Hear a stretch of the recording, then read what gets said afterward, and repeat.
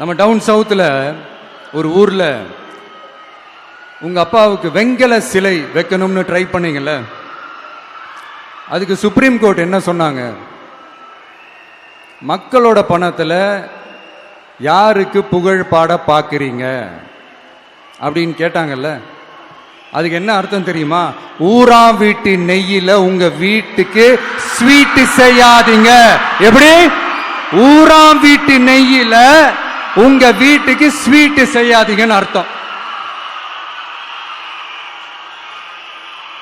மக்களோட ஒரு அடிப்படை வாழ்வாதாரத்துக்கு ஏதாவது பிரச்சனைக்குன்னு கேட்டா நிதி சுமைன்னு சொல்றீங்க. செலை வைக்கிறதுக்கு மட்டும் எங்கிருந்து சார் காசு வருது?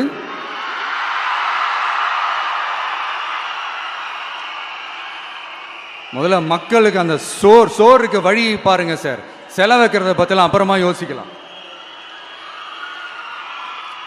கேஸ் சிலிண்டருக்கு மானியமா 100 ரூபாய் தரேன்னு சொன்னீங்களே, என்னாச்சு?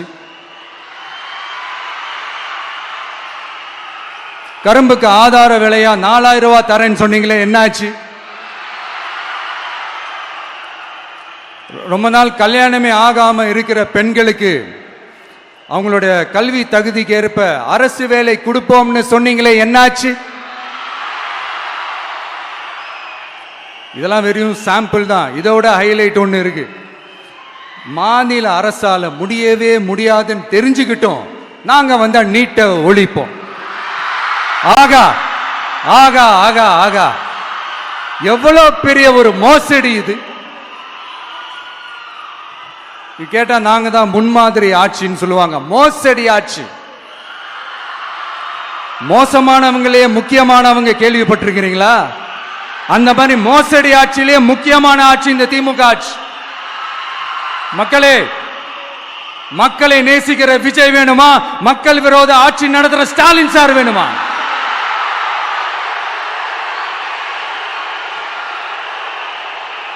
இந்த விஜய் நம்புறீங்களா? ஸ்டாலின் சார் நம்புறீங்களா?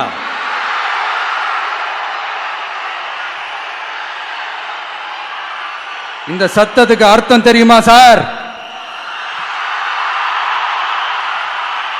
ஸ்டாலின் தொடரட்டும் அப்படின்னு அர்த்தம் கிடையாது. தீய சக்தி திமுக ஆட்சி மறையட்டும், தூய சக்தி டிவிகே ஆட்சி வரட்டும். நானும் உதிக்கட்டும்னு சொல்லாம்னு நினைச்சேன், பார்த்தா அதை வேற திருச்சி பேச ஆரம்பிச்சிருவாங்க. திருநெல்வேலியில், நாங்குநேரியில் இப்போ ரீசெண்டா ஒரே லைன்ல சொல்லணும்னா, நம்ம நண்பர் ஒருத்தர் ட்வீட் போட்டிருந்தாரு, அதையே சொல்றேன்.